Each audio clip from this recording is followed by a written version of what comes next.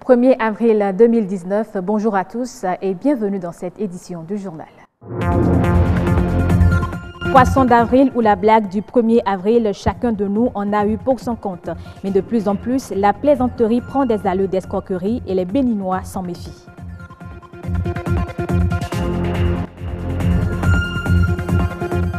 Autant il faut un permis de conduire pour les voitures, autant qu'il en faut pour certaines motos à 2 ou 3 roues.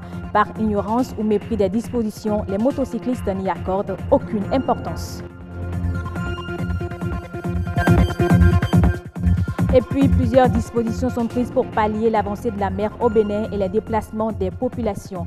Philippe Zoumenou, le coordonnateur du projet de lutte contre l'érosion côtière dans le littoral, nous en parle dans ce journal.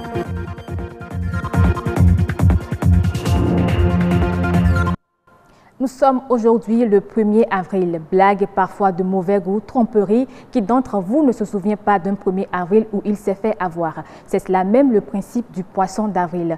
Mais au fil des années, les blagues se sont conjuguées en escroquerie au point de susciter la méfiance chez certains Béninois. Rebecca Adjinanko nous en parle dans ce reportage et rassurez-vous, ce n'est pas un poisson d'avril. Il est de coutume de faire des blagues le 1er avril. Communément appelé le poisson d'avril, c'est une plaisanterie que l'on fait à ses connaissances, à ses amis et à sa famille. À Cotonou, beaucoup de citoyens s'en souviennent encore. J'ai gardé ça dans ma tête depuis la classe de CM1. Surtout quand j'avais amené quelque chose de 100 francs à l'école et puis j'ai payé du riz à mon ami qui a totalement pris le plat du riz en me disant que c'était un poisson d'avril. Et en classe de CM2 aussi, il a mon bic rouge qui a été saisi et sous-titre de poisson d'avril. Quand j'étais encore au cours primaire, voilà, l'expression était vraiment d'actualité. Et puis on se querellait, on se cachait derrière l'expression poisson d'avril pour se prendre les petits stylos, les cahiers, les gâteaux aussi possibles. Et puis c'était vraiment gai. Mais depuis quelques années, les blagues et autres canulars se sont conjugués en escroquerie. De quoi extraire l'essence même du poisson d'avril. Les grandes personnes s'y adonnent. On se cache derrière l'expression poisson d'avril pour se prendre des motos, des véhicules si possible. Paraît-il qu'un journaliste, sous prétexte de poisson d'avril, avec leur affaire de ICC Service, a dit à la population d'aller chercher leur argent, sinon... Et bon, automatiquement, il a dit ça, il a dit encore que c'est un poisson d'avril qu'il disait. Et c'est ça qui a fait que le banqueroute, que ce que nous observons chez ICC. Mieux, cette tradition qui consiste à s'accrocher un poisson en papier dans le dos est aujourd'hui confrontée à la morosité économique. Aujourd'hui, le temps qu'on traverse là ne nous permet pas à ce qu'on continue avec ce poisson d'avril. Parfois, on est toujours à l'aise pour dire poisson d'avril, pour faire poisson d'avril. Mais si tu n'es pas à l'aise, ton ami là va se fâcher et penser quelque chose de mauvais contre toi. Une réalité qui pousse les Béninois à être plus regardants sur la journée du 1er avril. Même si nous ne sommes pas en mesure de pouvoir supprimer entièrement cette expression poisson d'avril, que nous pourrions lui donner une autre tournure de manière peut-être à nous offrir de petits cadeaux dans une ambiance de convivialité. Je veux qu'on modifie aussi la chose comme nous parlons de journée d'amour et les 14 février pour qu'on puisse au moins être ensemble avec les petits trucs, échanger se voler des petits trucs. 1er janvier, férié. 1er mai, férié. 1er avril, férié, ne vous y méprenez pas. Et fort heureusement, c'est une blague. Un poisson d'avril. Petite ou grosse cylindrée, les conditions d'accès à la conduite sont les mêmes. Autant il faut un permis de conduire pour les voitures, autant il en faut pour certaines motos à 2 ou 3 roues. Une pièce indispensable pour éviter de tomber sous le coup de la loi. Mais les Béninois connaissent-ils l'importance du permis de conduire pour les engins à 2 ou 3 roues? Ulvaeus Balogou s'est intéressé à la question dans cet élément que je vous invite à suivre.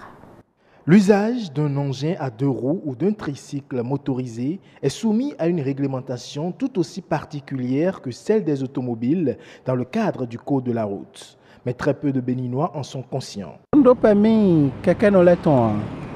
je n'ai pas de permis pour conduire ma moto. Visiblement, ils sont nombreux, les usagers de la route, à ignorer l'existence du permis de conduire pour moto. Pourtant, ce type de permis a bien sa valeur d'être. Les conducteurs à 2 roues ne respectent pas le code de la route. Et ce qui est à la base de ça, c'est qu'ils ne prennent pas l'auto-école avant de venir sur la route. Avant de mettre dans la circulation, vous devez avoir une autorisation de conduire un engin ou bien un véhicule automobile. Au Bénin, 3 catégories de permis sont reconnues en fonction de la cylindrée de la moto. Nous avons les permis A1, A2, A3. Le permis A1, c'est pour conduire les engins à 2 roues de petite cylindrée, c'est-à-dire de cylindrée ne dépassant pas 75 cm3. Les Tchénans, les MAT, ces motos d'âme qui n'ont pas d'embrayage là, sont rangées dans la catégorie A1.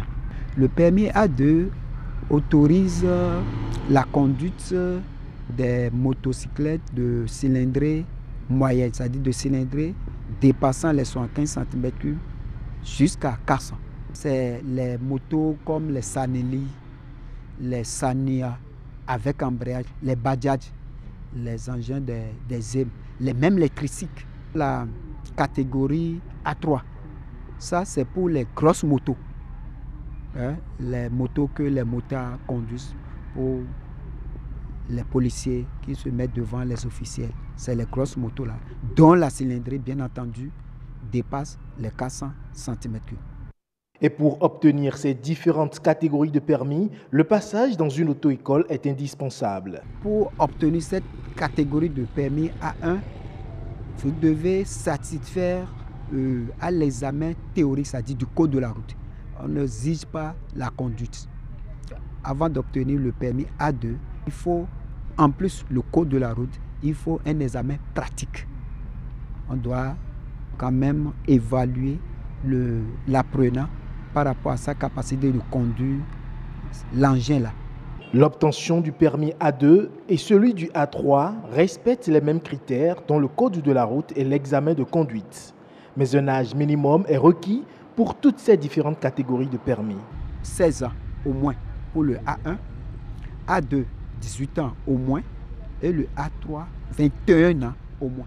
Les permis de conduire A1, A2 et A3 sont permanents. Le prix de leur obtention dépend certes d'une auto-école à une autre, mais le non-respect de cette réglementation est puni par la loi. La protection côtière passe par la sécurisation des territoires contre l'érosion marine. Au Bénin, plusieurs actions sont menées pour pallier les désagréments liés à l'avancée de la mer, à l'engloutissement des terrains et au déplacement des populations. Philippe Zoumenou est le coordonnateur du projet de lutte contre l'érosion côtière dans le littoral. Il nous donne plus de précisions au micro de Bernol Djogbe et Gloria Oni. Par le truchement du ministère du cadre de vie et du développement durable, se développe un projet de protection du littoral, j'allais dire même un programme de protection du littoral contre ce phénomène de l'érosion côtière. Et ce programme intervient dans plusieurs segments critiques de la côte qui ont été identifiés suite à l'élaboration d'un plan d'investissement multisectoriel. Donc de manière concrète, nous avons les travaux de protection côtière à l'est de Cotonou, sur plus de 15 km. Nous avons les travaux de protection côtière et de valorisation du segment de côte à Vlekete et autour de Ouida, à Ouida. Et nous avons la protection côtière à l'ouest, sur le segment Ilakondi et Grand Popo. La lutte contre l'érosion côtière, en fait, est une lutte contre des phénomènes climatiques parce que de plus en plus, l'érosion côtière aujourd'hui apparaît comme un phénomène climatique avec la fonte des glaciers, l'élévation du niveau de la mer, etc. Donc, c'est une veille permanente qu'il faut assurer. L'objectif à terme de ces travaux, c'est de sécuriser au plan physique le littoral dans ces segments touchés par l'érosion côtière. Le développement, la préservation des écosystèmes, le développement touristique balnéaire, et le développement d'une manière plus générale des activités économiques qui vont être désormais sécurisées grâce à nos travaux de protection côtière. Une nouvelle brève dans ce journal. L'Agence nationale de la sécurité alimentaire du Togo a lancé la campagne de rachat des céréales auprès des paysans avec une innovation majeure, celle de l'inclusion financière. La procédure consiste à la déclaration des stocks au préalable. Les agents se déplacent sur le terrain pour constater la qualité du stock et l'agence fait le virement directement sur le compte de la coopérative. Cette procédure moderne et plus sécurisée garantit aux producteurs le virement sur leur compte des fonds provenant de la vente de leur surplus de production. 4 ans ou plus de prison, 10 à 30 millions de francs CFA, ce sont là les sanctions du non-respect du code forestier au Sénégal. Des peines privatives de liberté et financières prévues pour lutter contre le trafic illicite de bois. Et le ministère de l'Environnement veut aussi se doter de moyens aériens pour la surveillance des forêts. Anaïs Yaya Man. Le code forestier, une disposition juridique pour lutter contre le trafic illicite de bois, est passé en revue par des représentants des administrations centrales et déconcentrées du ministère de l'Environnement. Les peines privatives de liberté ont été rendues plus sévères. Le minimum qu'on risque maintenant, c'est 4 ans. Les peines financières ont été également relevées parce que le minimum qu'on risque en termes d'amende, c'est de 10 à 30 millions. De plus, nous les avons rendues plus effectives en supprimant le sursis pour certains délits. Nous allons encadrer en supprimant la transaction financière pour certains délits et nous avons rendu l'application plus facile. Pour mener à bien leur mission de surveillance de la forêt, les pouvoirs publics envisagent de doter l'administration forestière de drones. Le déficit des moyens dans le secteur des eaux et forêts est chronique. Mais ces 2 dernières années, des efforts très appréciables ont été faits en termes de mobilité. Il s'agira maintenant chaque année de recruter de plus en plus des agents des eaux et forêts pour combler le déficit. Il s'agira aussi de moyens aériens de surveillance de la forêt. Parce que c'est illusoire de vouloir surveiller toute la forêt par voie terrestre et il est projeté l'acquisition de drones qui vont contribuer aussi à la surveillance de la forêt. Après Thiès, cette rencontre de mise à niveau sera déroulée dans d'autres régions. L'application effective de ce code forestier devrait permettre d'assurer une gestion pérenne des ressources forestières au profit des populations présentes et futures. Fin de ce journal. Merci de l'avoir suivi et bonne suite des programmes sur BB24, la chaîne du développement.